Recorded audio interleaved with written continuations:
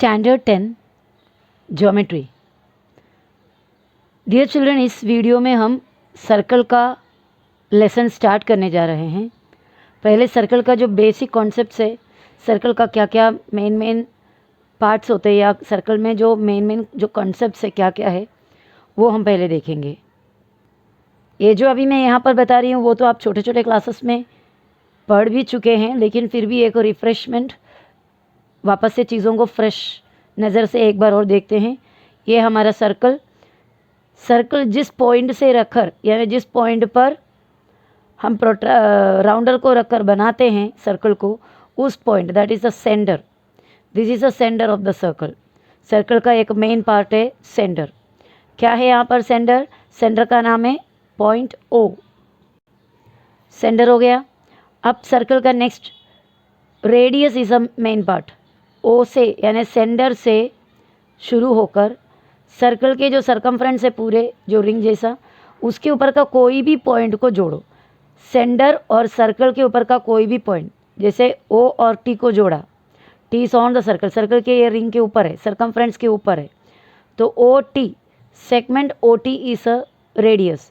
Another one more radius we can find out, segment O P, क्योंकि O is the centre, P is the point on the circle. Centre और on the circle के कोई point को जोड़ेंगे, we get a radius. O P is another radius. In the same way O Q is a third radius here. O T, O P, O Q, ये तीनों इस circle का radius है। Okay, एक से ज़्यादा रेडियस है तो हम बोलेंगे रेडियाई। अब सर्कल के ऊपर, यानी सर्कल का जो सरकमफ्रेंस है, सरकमफ्रेंस के एक पॉइंट से सरकमफ्रेंस के दूसरे पॉइंट को जोड़कर ड्रॉ करने वाला जो लाइन, जो सेंटर से जाएगा, देखो वापस से, सर्कल का सरकमफ्रेंस के दो पॉइंट को जोड़ते हुए एक लाइन अगर सेंटर से जाता है तो उसे डायमीटर कहते हैं।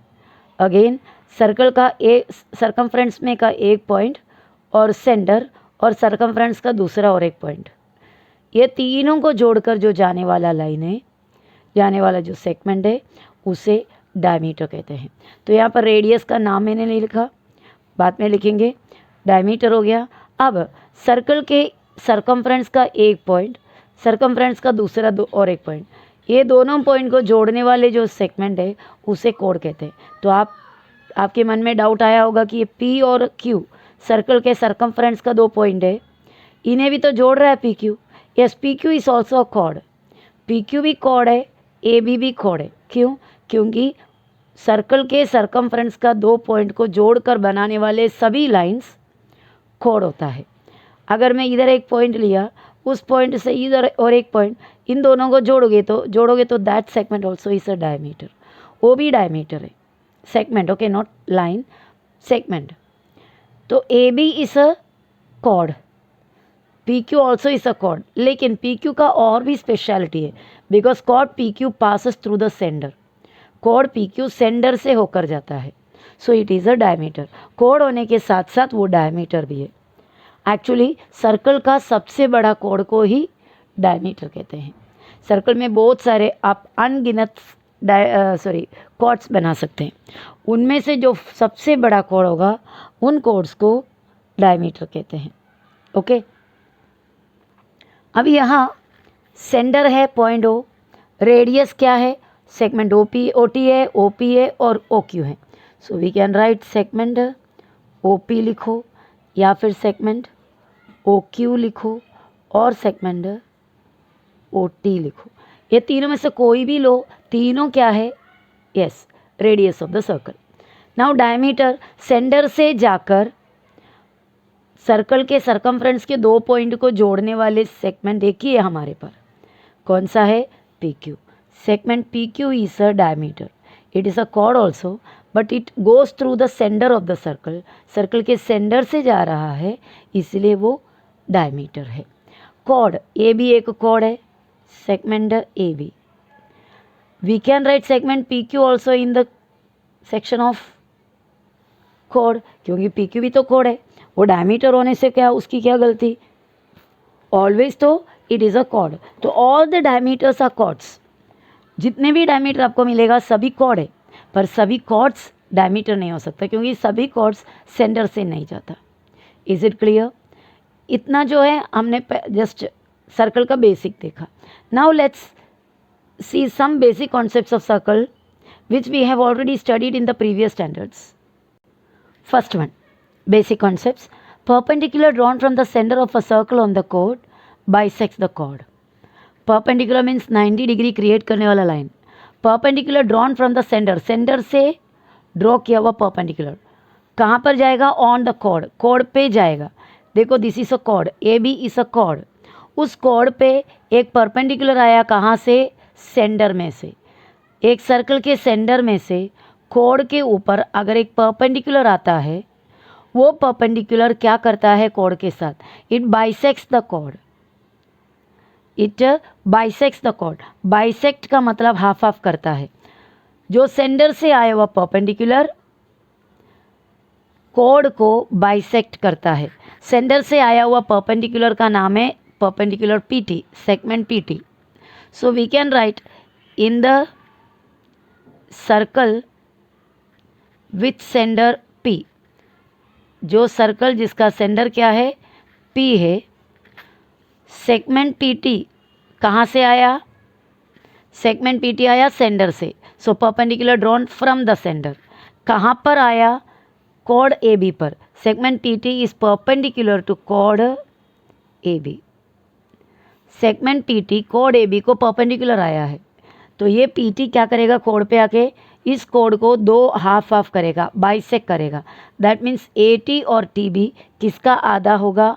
AB का। अगर AB 20 सेंटीमीटर है तो AT उसका हाफ 10 सेंटीमीटर, TB भी कितना होगा?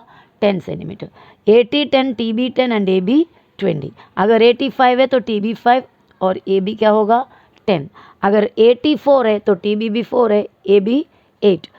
अगर AB आपके पास 12 है तो AT कितना होगा? 6, 12 का हाफ। वही ये थियरम कहता है। क्या कह रहा है? Perpendicular drawn from the centre of a circle on the chord bisects the chord. So PT अगर AB को परपेंडिकुलर है तो हम लिख सकता है कि AT is equal to TB, दोनों किसके हाफ होंगे? Half of AB। PT perpendicular है कोड को, PT आ रहा है किधर से? सेंटर से। सेंटर से आया हुआ परपेंडिकुलर कोड को हाफ ऑफ करता है। That is AT is the half of AB, TB is the half of AB। Okay, hope you are clear with this. Let's go ahead. अभी नेक्स्ट हमने जो अभी किया हुआ सेम जो प्रॉपर्टी है उसका कन्वर्स। जैसे अभी हमने क्या पढ़ा था? अगर कोड को परपेंडिकुलर है एक लाइन तो क्या होगा? कोड हाफ हाफ होगा। जैसे PT अगर कोड को परपेंडिकुलर है, AB कोड को परपेंडिकुलर है, तो AT और TB AB का हाफ हाफ बन जाएगा, मीन्स AB हाफ हाफ हो जाएगा। अभी यहाँ पर the segment joining the center of a circle and the midpoint of its chord, यहाँ पर परपेंडिकुलर वर्ड हमें नहीं दिया। बोल रहे कि एक सेंटर, सर्कल का सेंटर से एक सेगमेंट आया, वो सेगमेंट किधर जा रहा है? सामने वाले कोड के मिड पॉइंट पे जा रहा है। सेंटर से ड्रॉ किया हुआ सेगमेंट कोड के मिड पॉइंट में जा रहा है, इसका मतलब कोड आधा आधा हो रहा है, तो ज़रूर ये सेगमेंट क्या होगा? परपेंडिकुलर होगा। If AM is equal to BM, MB, और if M is the midpoint of AB, अगर AM और MB इक्वल है या फिर M is the midpoint of AB, M अगर कोड AB का मिड पॉइंट है तो ये CM जो सेगमेंट है वो AB को परपेंडिकुलर होगा। दैट मीन्स ये 90 डिग्री होगा। तो हम इसमें क्या कंसेप्ट किस तरह लिखेंगे इसका क्लैरिफिकेशन? अगर जो सेगमेंट है वो किसको जोड़ रहा है? मिड पॉइंट को। That means if AM is equal to MB, मतलब in the circle with centre C, centre C वाले सर्कल में M is the midpoint of AB, समझ रहे हो? अगर मैं वैसा लिखना है तो इन the circle with centre see M is the midpoint of chord AB. अगर M chord AB का मिड पॉइंट है तो we can say that then क्या बोल सकते हैं हम, segment CM is perpendicular to chord AB. थोड़ा स्पेस का लैकिंग हो गया यहाँ पर, समझा। पहले वाले में बोला था कि परपेंडिकुलर है तो हाफ ऑफ होगा, अभी बोल रहे कि हाफ ऑफ है यानी ये मिड पॉइंट है तो ये सेगमेंट परपेंडिकुलर होगा। नेक्स्ट देखते हैं, congruent chords of a circle are equidistant from the centre of the circle. Congruent यानी मेजरिंग इक्वल कॉर्ड्स अगर सर्कल का है, सेम सर्कल में दो कॉन्ग्रुएंट कॉर्ड्स है, देखो एक सर्कल chord AB और chord PQ are congruent. So I am writing here chord AB and chord PQ दोनों क्या है, आर कॉन्ग्रुएंट, ये दोनों कॉन्ग्रुएंट है। ओके, ए बी का डिस्टेंस क्या है सेंटर से, ओ आर।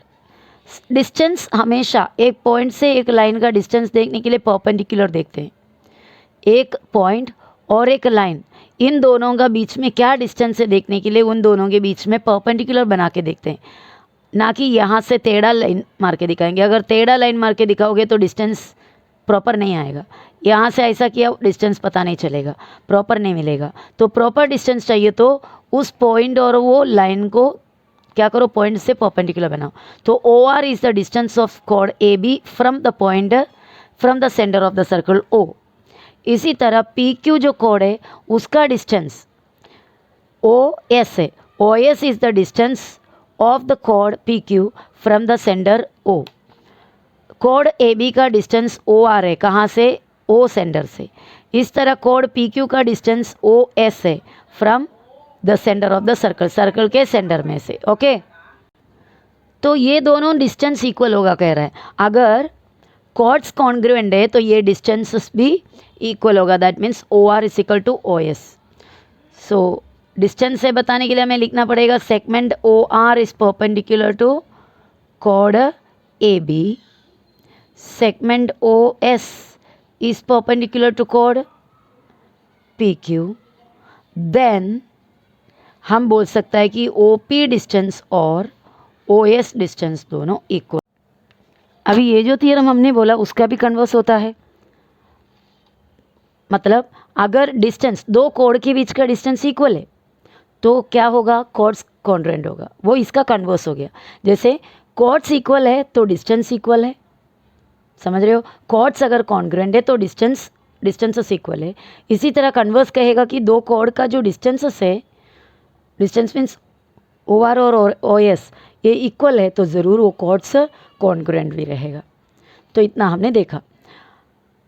तो नेक्स्ट वीडियो में हम ये लेसन का, हम जो लेसन अभी करने जा रहा है उस लेसन के बारे में स्टार्ट करते हैं।